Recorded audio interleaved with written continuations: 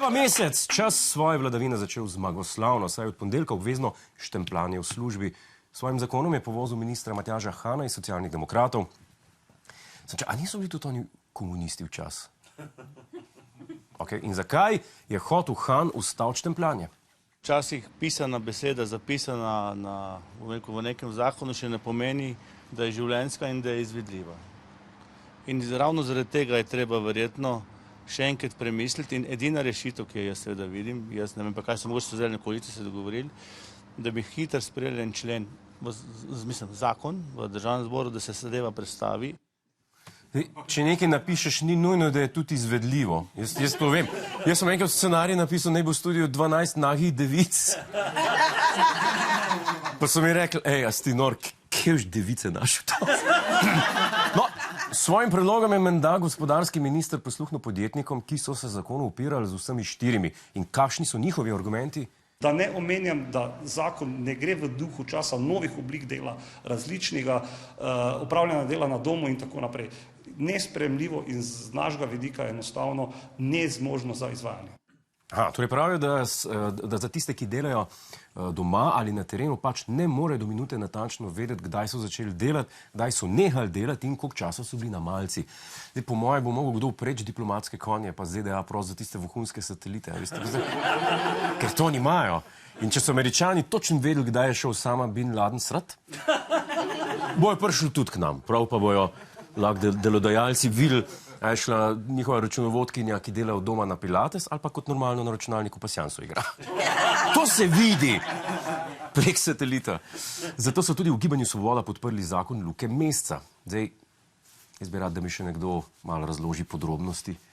Jaz sem prepričan, da bomo v naslednjih dnevih, tednih, ko se bo zakon skušal uveljaviti v prakso, o njem še govorili in potem seveda, če je bila res kje napaka, pa ta trenutek jo ne vidim, zadeve seveda ustrezno nadgradili.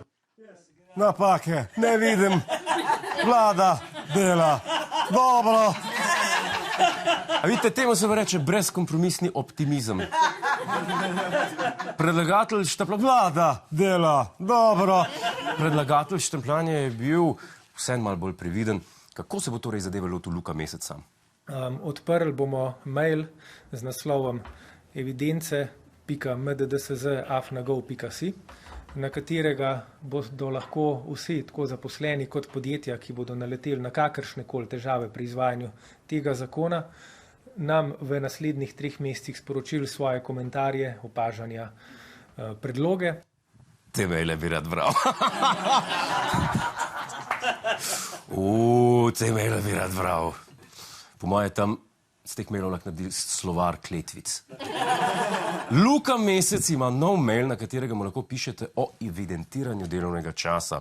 Zdaj našim hekerjem, tudi to imamo, je uspelo vdreti v njihov račun, zato vam zdaj lahko preberem nekaj zanimivih zapisov, ki jih je dobil. Recimo, to nismo pofejkali z grafičnim oddelkom pred oddajo, pa zdaj kažemo, to je res, to je dejansko. Dajmo pogledati en mail. Gospod minister, zadnjič smo šli zjutraj v gozd drva sekat, pa se je vsalo. Smo šli v gostilno čakati, da neha, pa ni. Nehalo. Smo bili v gostilni, dokler niso zaprli, ne vem do kdaj. A to moram zdaj štempljati kot delo, čakanje na delo, ali kot malico. V glavnem, v gostilni smo bili 4 dni. Miran, Ribnica na Pohorju. Jaz mislim, da je bila to malce, čeprav tekoča, okej? Pa team building ob enem. Ali pa tole, kaj še imamo? Dragi Luka, kot vsako sredo sem imela nekaj nočnih ur s šefom, ampak delo je v resnici trajalo le slabi 2 minuti. Kako naj evidentiram ta delovni čas? Hvala za pojasnilo, Lidija. Pestro, upam, da se poštni nabiralnik ne napolni prehitro. Hej, preden greš, klikni tukaj in se naroči na naš YouTube kanal, imamo pa tudi TikTok, Instagram in Facebook, tako da le urno.